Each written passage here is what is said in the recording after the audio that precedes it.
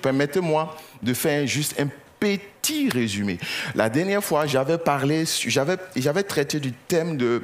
On est toujours dans la thématique de Paraclétos, le Saint-Esprit, mon défenseur, le Saint-Esprit, mon allié, le Saint-Esprit, mon ami, le Saint-Esprit, celui qui me transforme et celui qui me guide. Et la dernière fois, j'avais parlé du Saint-Esprit, de l'œuvre du Saint-Esprit en nous. Et j'avais dit la dernière fois que le Saint-Esprit... Lorsque le Saint-Esprit vient dans notre vie, bien sûr, il nous permet d'être adoptés parce qu'il nous permet de partager le même esprit avec Dieu le Père. Et donc, au travers de lui, nous sommes adoptés. Et donc, c'est ce que la Bible dit dans le livre de Romains. Et ensuite, en plus de l'adoption, le Saint-Esprit nous permet aussi de pouvoir marcher, de pouvoir vaincre la chair. Et j'avais dit la dernière fois que les chrétiens en commun ont deux ennemis. Ils ont Satan et ils ont la chair. Et la Bible a une solution pour chaque ennemi. Pour Satan, la Bible dit de se soumettre à Dieu et de résister au diable.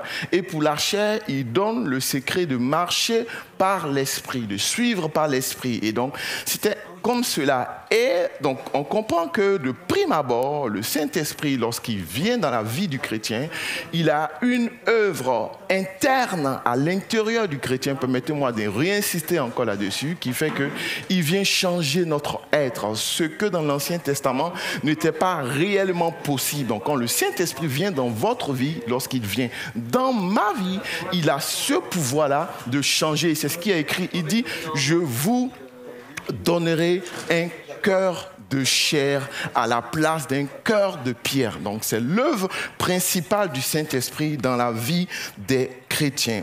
Ensuite, j'avais dit aussi que cette œuvre-là était ce qui était à l'intérieur de nous. Mais le Saint-Esprit ne s'arrête pas là. Son œuvre ne s'arrête pas au fait que nous devenions des chrétiens et que nous nous complaisions dans nos cultes, dans ce que nous faisons. On se dit, Seigneur, tu as changé ma vie, tu as changé mon cœur, et ça s'arrête là.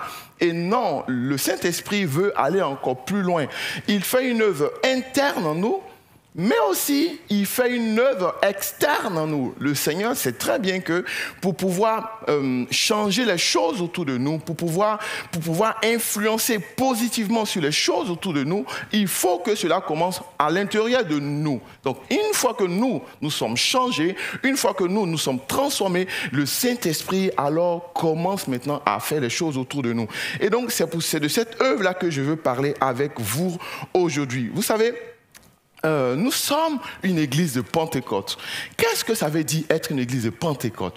Être une église de Pentecôte veut simplement dire que nous sommes une église et nous croyons en fait que l'œuvre du Saint-Esprit depuis l'église primitive, l'œuvre que le Saint-Esprit a accomplie depuis au travers de la vie des apôtres, et quand on lit Actes des apôtres, on voit que le Saint-Esprit a fait de multiples œuvres, et nous croyons que cette œuvre là ne s'est pas arrêtée à cette église. Nous croyons qu'elle continue jusqu'à aujourd'hui, même si dans certains milieux évangéliques, on croit que tout ce qui était fait par le Saint-Esprit se limitait uniquement à l'église primitive. Nous disons non, nous sommes une église de Pentecôte et nous croyons que ce que le Saint-Esprit a commencé à faire à l'église primitive, cette œuvre-là continue jusqu'à aujourd'hui. Amen.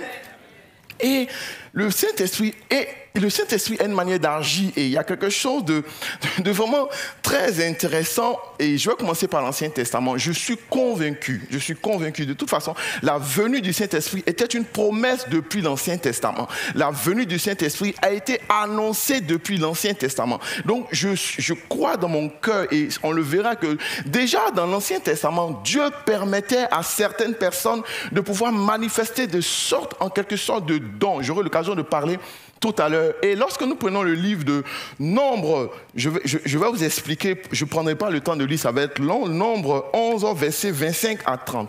Vous savez, c'est ce verset où Moïse a choisi en quelque sorte des leaders, des chefs de l'église. Et Moïse les envoie dans un endroit reculé hors du camp pour pouvoir prier avec eux. Et lorsque Moïse prie, la Bible dit que le Seigneur prend l'esprit qui est sur la vie de Moïse, donc le Saint-Esprit, et le met sur la vie de ces personnes-là. Et ils commencent tous à prophétiser. Et ce qui se passe, c'est que parmi ces personnes-là, il y avait 2 personnes qui étaient absentes. Et ces personnes-là étaient dans le camp. Et donc, elles étaient restées dans le camp, ces personnes-là, et elles ont commencé également à prophétiser dans le camp. Et donc, il y a un jeune homme qui court, venu voir Moïse. Il dit à Moïse, mais c'est pas normal. Il y a 2 qui sont restés dans le camp, qui sont en train de prophétiser. Et Josué est un peu bizarre. Il dit à Moïse, arrêtons-les. Et Moïse lui dit, non, ne les arrête pas. Ne sois pas jaloux pour moi. Moïse dit, et ce que Moïse dit est très important. Il dit, c'est mieux que tous soient prophètes. Moïse dit, c'est mieux que tous soient prophètes. Au travers de cela, comprenez que le désir sur le cœur de Moïse, c'est que les chrétiens, c'est que les gens de le peuple puissent être équipés par le Seigneur. Et donc, c'est la raison pour laquelle Moïse dit non. C'est mieux qu'ils soient conduits par le Seigneur. C'est mieux que le Seigneur puisse les marquer. Et une autre histoire également qui se trouve dans Exode 31, vous la connaissez très bien, c'est lorsque Dieu donne à Moïse le plan pour construire je pense que le tabernacle pour construire tout ça. Et Dieu dit à Moïse, j'ai choisi 2 jeunes hommes sur qui j'ai mis un esprit de sagesse, un esprit d'ingéniosité, un esprit pour fabriquer des choses que quelqu'un de normal ne peut pas faire, pour avoir une sorte d'ingénierie. Et donc Dieu les équipe pour un service. C'est dans l'Ancien Testament. Donc déjà dans l'Ancien Testament, Dieu équipait ceux qu'il avait choisis. Bien sûr, nous ne sommes pas encore dans la Nouvelle Alliance. Jésus n'a pas encore fait son sacrifice pour que ces choses-là soient accessibles à tout le monde. Mais déjà à cette époque, déjà dans l'Ancien Testament, on voyait des bribes comme si Dieu était impatient de pouvoir communiquer quelque chose aux gens. On le voyait. Donc, quand Dieu appelle des gens, Dieu a à cœur de pouvoir les équiper. Et ça, c'est dans l'Ancien Testament. Dans le Nouveau Testament, on le voit très bien. Lorsqu'on prend Matthieu 10 du verset 2 au verset 8. Est-ce qu'on peut l'afficher, s'il vous plaît?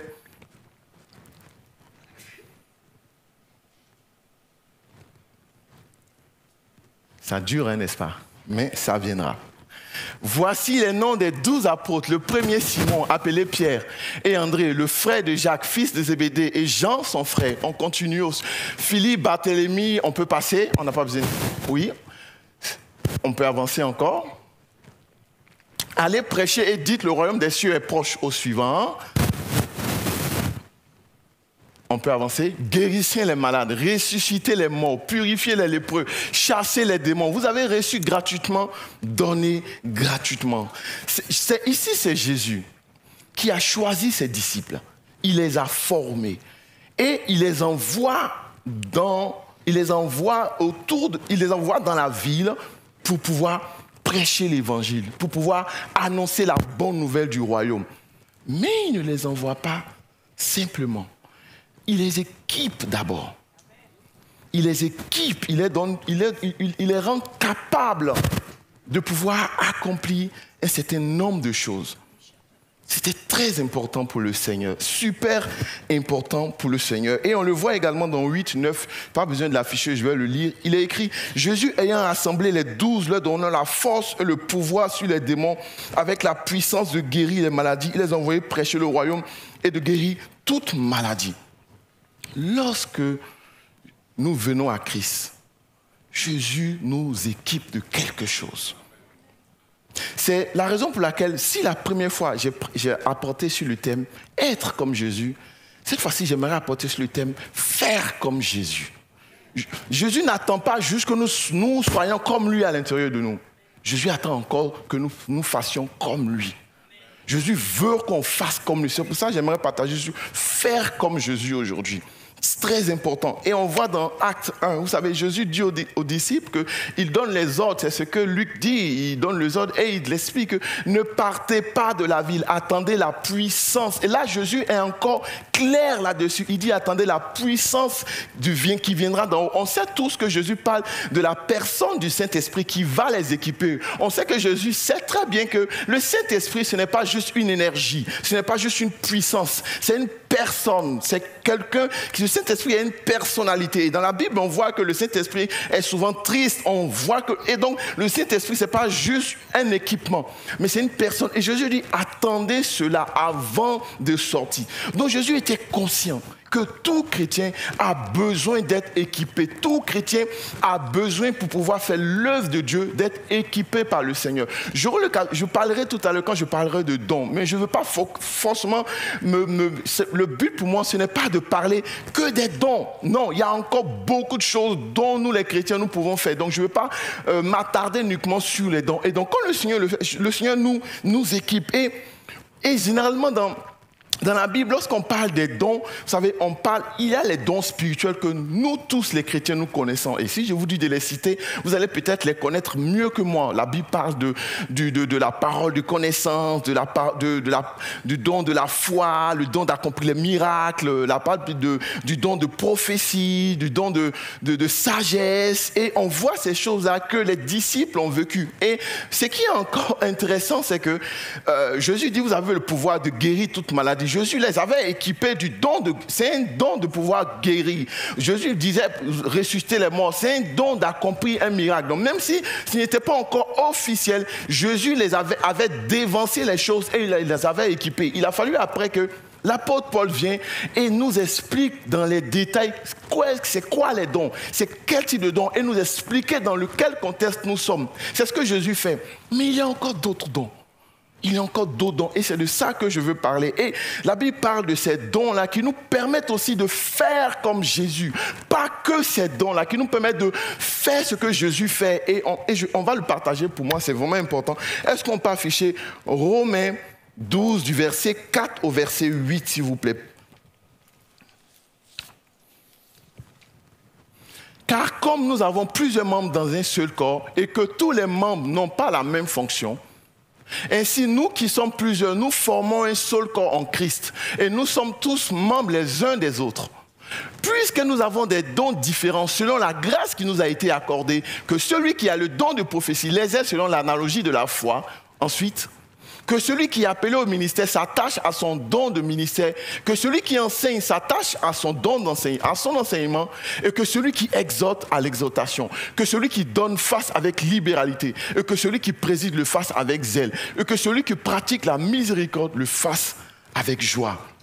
Vous savez, le plus souvent, c'est que les dons dont nous parlons, nous classons comme étant des dons spirituels. Ce sont des dons dont nous voyons qui sont très spectaculaires. Vous êtes en train de prier et quelqu'un, paf, se lève et il donne une parole. Et cette parole-là, et si elle est vraie, elle peut toucher la vie de quelqu'un. Et on peut voir souvent quelqu'un apporter une parole de connaissance par rapport à une situation bien précise qui vient quand on peut voir aussi le Seigneur conduire des frères et des sœurs, apporter une parole de sagesse qui vient résoudre des problèmes de fou. Et je disais tout à l'heure, on les retrouve dans l'Ancien Testament. Souvent on me dit, mais pourquoi? Une des paroles de sagesse les plus claires dans l'Ancien Testament, c'est la parole de sagesse de Salomon, lorsqu'il disait couper cet enfant en deux, et pour identifier en fait qui est la vraie mère et qui est la fausse mère. Donc le Seigneur, depuis l'Ancien Testament, agissait. Et là, le Seigneur encore donne des dons. On parle de dons spirituels, mais il y a aussi ces dons-là qui sont importants, le don de pouvoir exercer, le don de pouvoir encourager. Et je parlerai à la fin de quelqu'un qui a eu un don d'encouragement qui a marqué la Bible, et le don de pouvoir faire la miséricorde. Mais c'est fou, vous savez, au début, les premiers chrétiens ils avaient imaginé un endroit où on pouvait veiller sur les personnes âgées, veiller sur les personnes infimes, veiller sur les personnes malades. Et de là, l'Église a créé ce qu'on appelle les hospices. Les hospices, c'est quoi? C'est un endroit où on recueille des gens qui sont en souffrance et dont on veille et on pense qu'il va mourir. Prenez aujourd'hui comme c'était un endroit de soins palliatifs. Et ça a été transformé après. C'est devenu des hôpitaux. Donc les chrétiens ont été les premières personnes à imaginer ce que devaient être les hôpitaux. C'est juste qu'ils ne l'appelaient pas hôpital, mais c'était juste un endroit où on veillait. Et il parle de veiller avec miséricorde, avec joie. Et c'est très important parce que lorsque vous veillez sur des personnes malheureuses, des personnes souffrantes, des personnes en difficulté, si vous ne faites pas attention, vous pouvez avoir un certain mépris. Il faut le faire avec zèle. Et on parle de ce bon samaritain-là qui a vu quelqu'un qui avait été agressé, qui n'était pas bien. Et qu'est-ce qu'il a fait? Il a pris le gars, il s'est occupé du gars, il a envoyé le gars à l'hôtel. Et en plus, il a donné de l'argent et il a même dit que si ça ne suffit pas, faites-moi signe. Il était empressé. C'est de la miséricorde avec joie, c'est de la miséricorde avec un certain type de zèle. Et c'est de ça que la Bible parle. Il y a des dons spirituels, oui, mais il y a aussi d'autres dons. Et aussi le Seigneur le sait. C'est pour ça que je veux dire, faire comme Jésus. Jésus nous équipe, les amis. Jésus nous équipe. Même si tu ne vois pas que tu es équipé, tu as un équipement en toi. Tu as forcément un équipement en toi. Et on voit, et souvent on me dit, mais José, quelle est la différence entre un talent et un don? C'est simple. Le talent, c'est quelque chose d'inné. Ou c'est quelque chose que tu as développé avec le temps.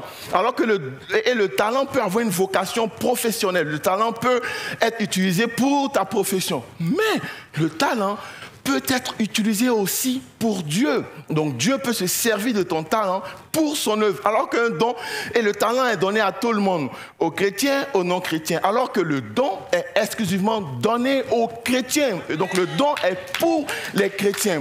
Et aujourd'hui, nous voyons souvent... Et j'oublie donc le don de présider. Ce n'est pas le don de faire la présidence, je vous rassure. Le don de présider, c'est le don d'organiser les choses. Il y a des personnes qui n'ont fait aucune étude en termes d'organisation, mais qu'elles organisent des programmes.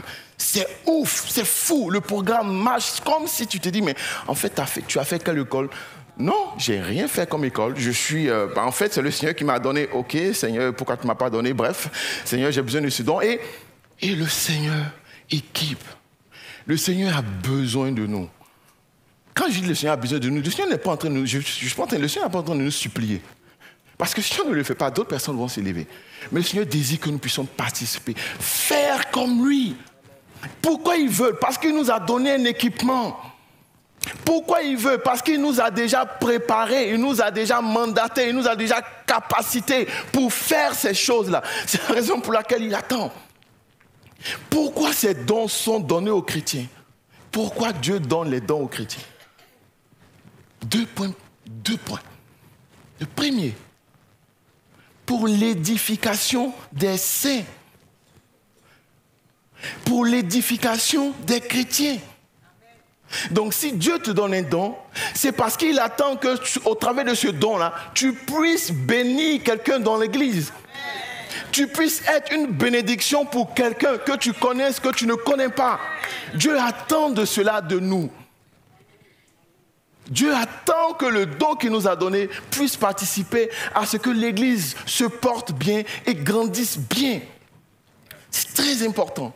Le deuxième point du don que le Seigneur donne aux chrétiens. Le Seigneur donne le don aux chrétiens pour la grande moisson. La moisson, c'est quoi? C'est pour annoncer l'Évangile à ceux qui ne sont pas encore sauvés. Souvent, quand je fais les entretiens de baptême, je demande aux gens, comment vous êtes venu à l'église? Ah bah, c'est une collègue qui m'a invité. Ah ouais? Ok. Comment vous êtes venu à l'église? Non, c'est quelqu'un qui priait pour moi et qui m'a parlé, je suis venu à l'église. Ah, comment tu es venu à l'église? C'est une amie à qui j'ai écouté le témoignage et j'ai vu que ça m'a marqué et je suis venu également dans son église. Et aujourd'hui, ces dons-là sont utilisés. Et chaque année, au sein de notre église, on organise le spectacle de Noël. Le spectacle de Noël, c'est un spectacle d'évangélisation. Il y a des sœurs qui s'en occupent. Ce n'est pas leur spécialité.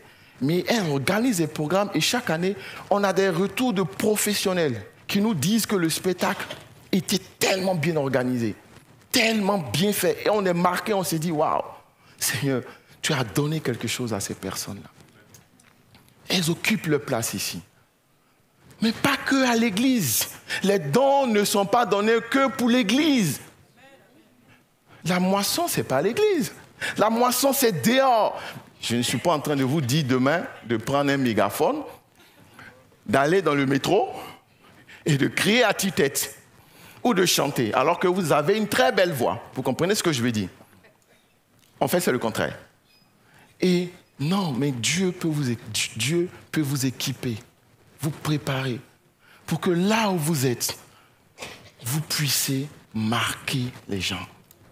Dieu veut vous équiper, Dieu vous a équipé pour que dans votre immeuble, sur votre lieu de travail, au sein de votre famille, vous puissiez marquer les gens.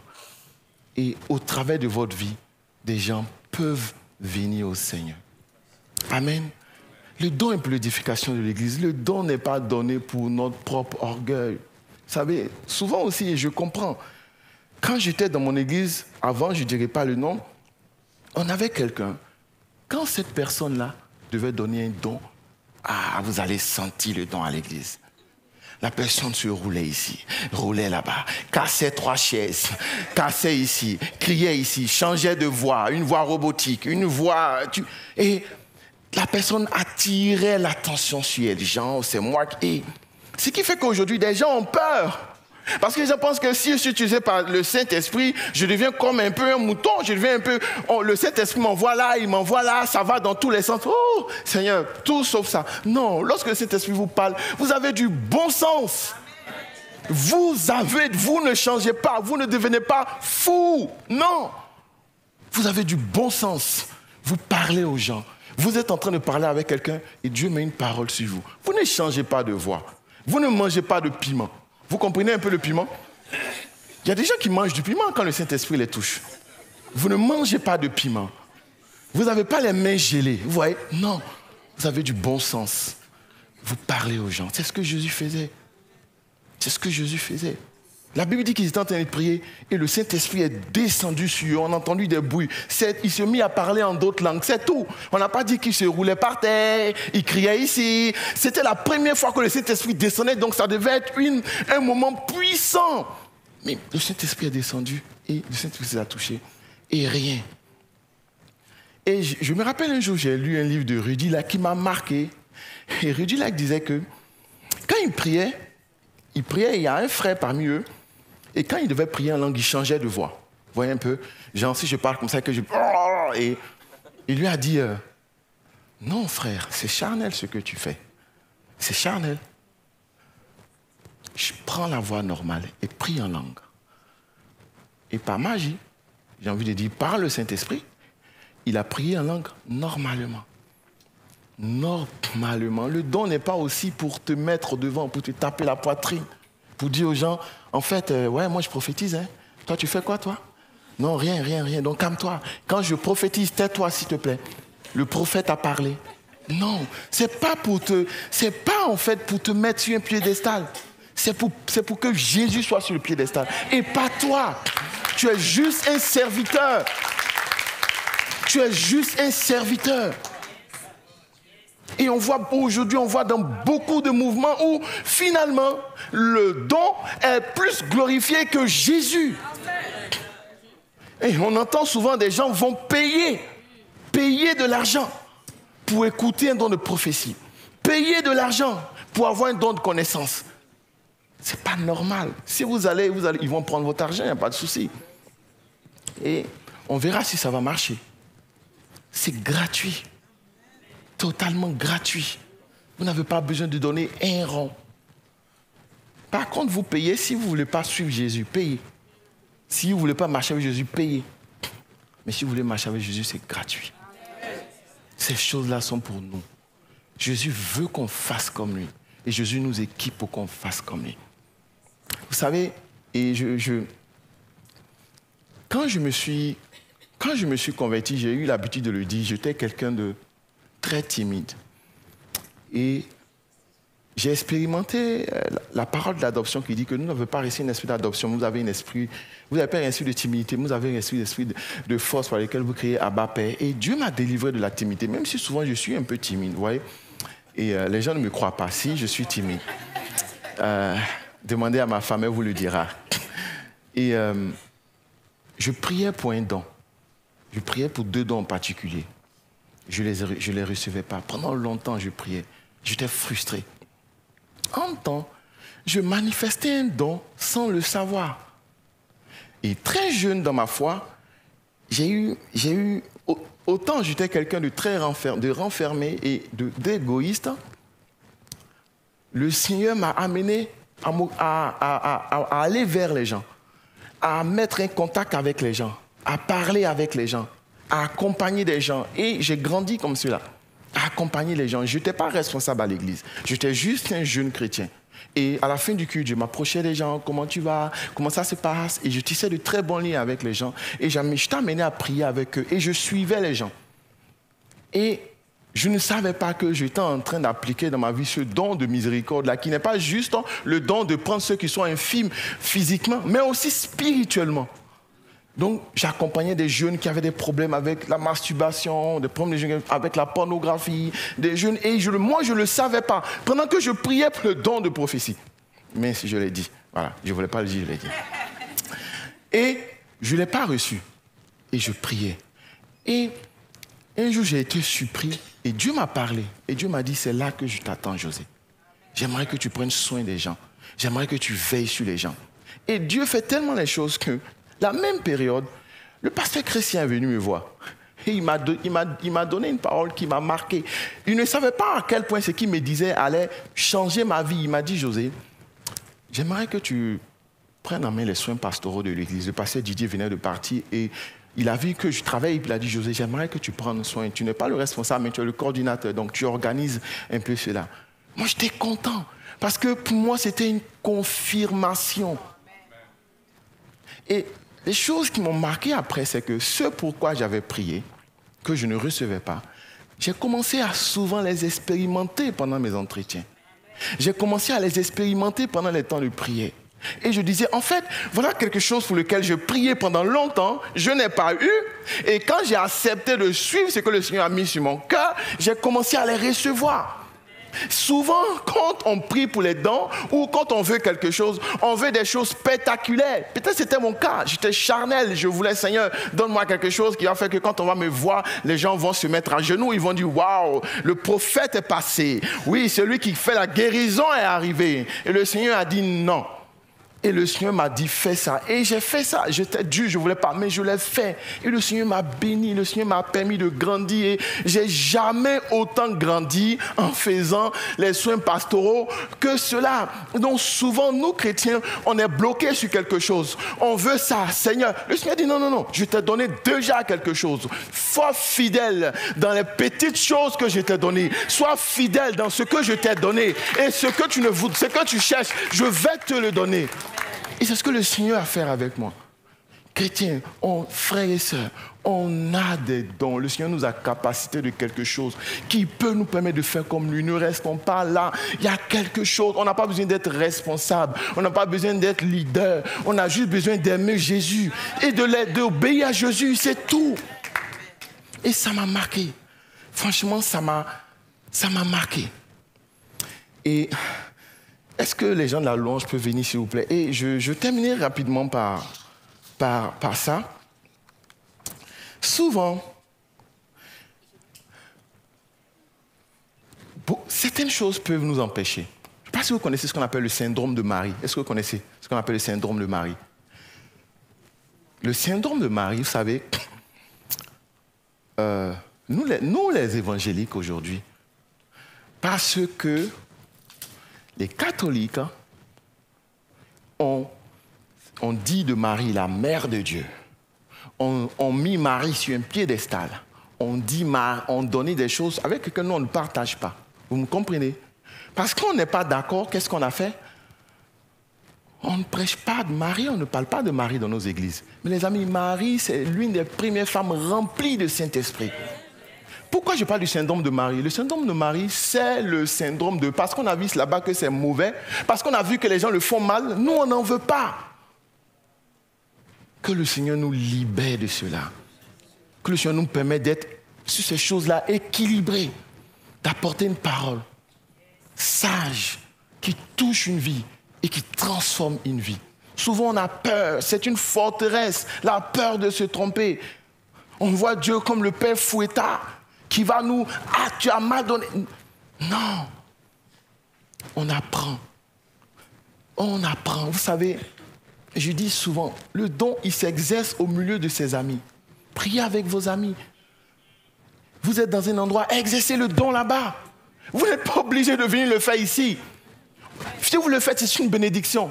Mais si vous n'êtes pas sur prier, trouvez l'endroit pour vous exercer. Les gens sont dehors. En prier, le Seigneur, aide-moi à avoir de la maturité dans mon don. C'est ce que David faisait. Quand on venait le chercher, qu'est-ce qu'il a dit? Il dit, je tuais déjà le lion. Je t'ai déjà exercé à faire ces choses-là. Donc quand je suis venu devant Goliath, c'était pas que c'était une main, ça fait Dieu m'a soutenu, mais j'étais prêt pour ça. Donc Dieu désire aussi qu'on s'entraîne. Je vais conclure par cela. Et ça m'a marqué. Ça m'a marqué. Dans la Bible, il y a quelqu'un qu'on appelle, dont le nom signifie fils de l'exhortation. C'est fou. Ce que Barnabas a fait est fou. Paul ne voulait pas de Marc. Paul ne voulait pas. Paul dit Marc les a abandonnés. C'est comme si Paul disait à Marc, hey, tu es un trouillard, tu es un peureux, on n'a pas besoin de toi ici. C'était le début de Paul. À la fin, Paul est devenu plus tôt. Paul n'en voulait pas. Barnabas était en quelque sorte le père spirituel de Paul. Barnabas a dit, Paul, prenons Marc. Paul a dit, non, je ne le prends pas. Il nous a abandonnés lors du dernier trajet. J'imagine Marc, waouh! Tu veux voyager, tu veux aller en mission avec ton ancien, celui, l'apôtre que tu apprécies. Il te traite de trouillard. Marc était brisé au-dedans de lui. Je crois que Marc était brisé. Barnabas était là. Barnabas a pris Marc avec lui. Il a encouragé Marc. Son nom, c'est le fils de l'exhortation. Encouragez Marc. Tu viens avec moi, je ne te laisse pas. On fait notre mission ensemble. Si Barnabas n'avait pas été là, ce n'est pas sûr que Marc ait tenu. Marc aurait peut-être laissé la mission. Quelque temps après, Paul dit, Marc, viens, j'ai besoin de toi. Tu es utile pour le ministère. On ne sait pas ce qu'ils se sont dit, mais on pense qu'il a dû entendre des choses que Marc a fait. Il a dû entendre que Marc a peut-être grandi là-dedans, dans beaucoup de choses. Comment Dieu voit Barnabas? Vous savez, souvent, Dieu nous voit au travers de ce qu'on fait.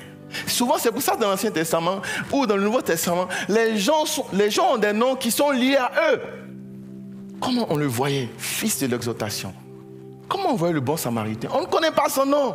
Son nom, c'est le bon Samaritain. Personne ne connaît son nom.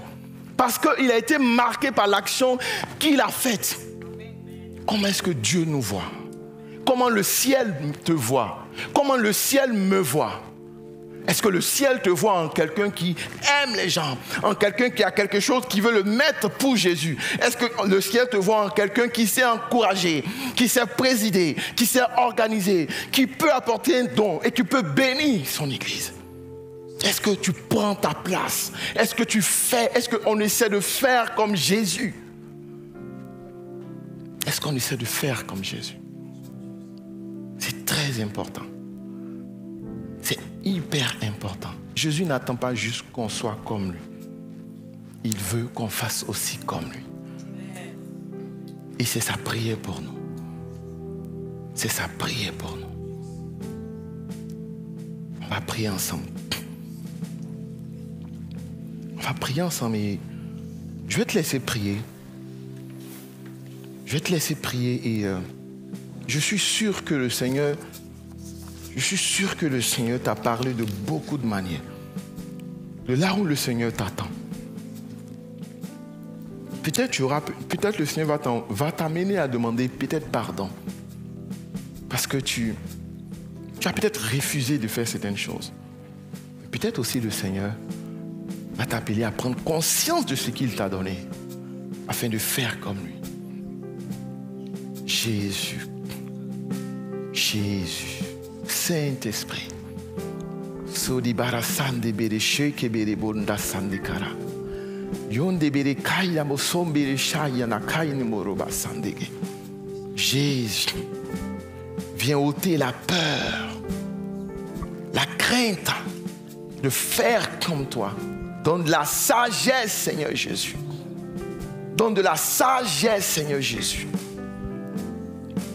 Seigneur, je prie, Père, pour tous ceux peut-être qui ont été rabaissés, humiliés, qui ont été brisés, découragés par d'autres personnes.